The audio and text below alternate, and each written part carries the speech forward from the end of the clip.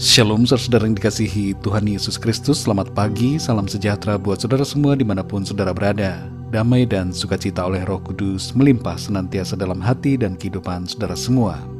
Sebelum kita mendengarkan renungan firman Tuhan, mari sama-sama kita siapkan hati dan berdoa. Bapa kami yang di surga, Bapa di dalam nama Tuhan Yesus Kristus, kami mengucap syukur kepadamu oleh karena kasih dan kemurahan-Mu yang Tuhan selalu limpahkan kepada kami. Pagi ini kembali kami bangun dengan kekuatan, kesehatan, dan berkat Tuhan. Kami percaya hari ini penyertaan-Mu senantiasa akan sempurna dalam hidup kami.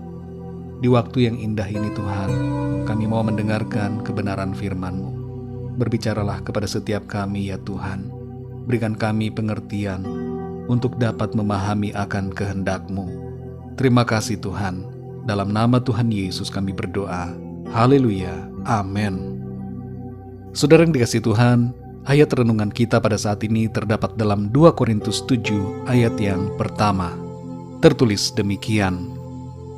Saudara-saudaraku yang kekasih, karena kita sekarang memiliki janji-janji itu, marilah kita menyucikan diri kita dari semua pencemaran jasmani dan rohani, dan dengan demikian menyempurnakan kekudusan kita dalam takut akan Allah. Saudara yang dikasihi Tuhan, ada kisah tentang seorang bapak yang sedang mencari pekerjaan. Suatu saat ia mendapatkan tawaran untuk bekerja dalam sebuah posisi yang cukup baik di sebuah perusahaan. Gaji yang akan diterimanya lebih dari cukup, bahkan ada fasilitas tambahan untuk dirinya. Ketika sedang diinterview untuk posisi tersebut, ia diberitahukan bahwa salah satu tugas yang harus ia lakukan adalah mengentertain para customer yang datang dari luar negeri dengan cara menemani mereka ke nightclub dan ke berbagai tempat entertainment semacam itu. Walaupun sangat membutuhkan pekerjaan, tapi setelah mendengar salah satu tugasnya adalah seperti itu, bapak ini menolak pekerjaan tersebut. Ia tidak mau dirinya dan keluarganya terpengaruh secara negatif oleh pekerjaannya. Saudara yang dikasihi Tuhan, dalam 2 Korintus 7 ayat yang pertama ini dikatakan, saudara-saudaraku yang kekasih, karena kita sekarang memiliki janji-janji itu, marilah kita menyucikan diri kita dari semua pencemaran jasmani dan rohani, dan dengan demikian menyempurnakan kekudusan kita dalam takut akan Allah. Saudara dan saya yang telah percaya kepada Tuhan Yesus Kristus telah memiliki janji kekal dari Bapa. Kita telah dibebaskan dari penghukuman akibat dosa dan menerima anugerah keselamatan, serta dijadikan sebagai anak-anaknya yang kudus. Dan karena kita sudah memiliki janji itu, marilah kita tidak lagi membiarkan diri kita dicemari oleh berbagai hal yang membawa kita kepada dosa, baik secara jasmani dan juga rohani. Jangan biarkan diri kita masuk ke situasi yang dapat mencemari hati dan pikiran kita, baik dalam suasana ramai maupun sendirian. Kita harus menjaga agar diri kita tidak dicemari oleh dosa dan kejahatan. Penebusan yang kita terima di dalam Kristus bukan berarti kita boleh hidup terus di dalam dosa. Justru karena kita telah ditebus dari dosa, maka kita tidak lagi menghambakan diri kepada dosa. Saudara yang dikasihi Tuhan, dalam kehidupan kita sehari-hari, perhatikanlah dengan baik pergaulan kita. Awasilah apa yang kita baca, dengar, dan lihat. Jagalah diri kita dengan firman Tuhan dan miliki hubungan yang erat senantiasa dengan Tuhan. Ini semua perlu disiplin diri dan hati yang sungguh mengasihi Tuhan. Jangan abaikan suara Roh Kudus dalam hati kita yang terus memberikan peringatan dan tuntunan supaya kita hidup dalam kebenaran. Hiduplah takut akan Tuhan dengan cara menuruti setiap kehendak firman-Nya, supaya dengan demikian kita menyempurnakan kekudusan diri kita. Kekudusan di sini berarti pemisahan. Kita dipisahkan dari perkara yang tidak berkenan.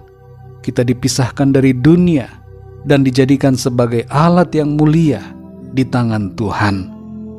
Saudara yang dikasihi Tuhan, mari bebaskan diri kita dari segala pencemaran. Saudara dan saya sudah memiliki janji Tuhan. Karena itu mari kita hidup berpadanan dengan janji-Nya dan anugerah-Nya. Mari kita berdoa, saudara. Bapa kami yang di surga, Bapa, di dalam nama Tuhan Yesus Kristus, kami mengucap syukur untuk kebenaran firman-Mu yang sudah kami dengar pada saat ini, yang mengajarkan kepada kami, supaya kami membebaskan diri kami dari segala pencemaran jasmani dan rohani. Tuhan telah menebus kami dan menguduskan kami sebagai anak-anak-Mu. Tolong kami Tuhan, supaya kami sungguh-sungguh menyadari akan status kami yang baru di dalam Engkau, dan menjaga diri kami, supaya senantiasa hidup kudus dan berkenan di hadapan-Mu. Pimpin kami ya Roh Kudus, supaya kehidupan kami senantiasa bersinar bagi kemuliaan Tuhan, memancarkan terang-Mu bagi orang-orang di sekeliling kami, dan biarlah kehidupan kami ini selalu menyenangkan hati Tuhan.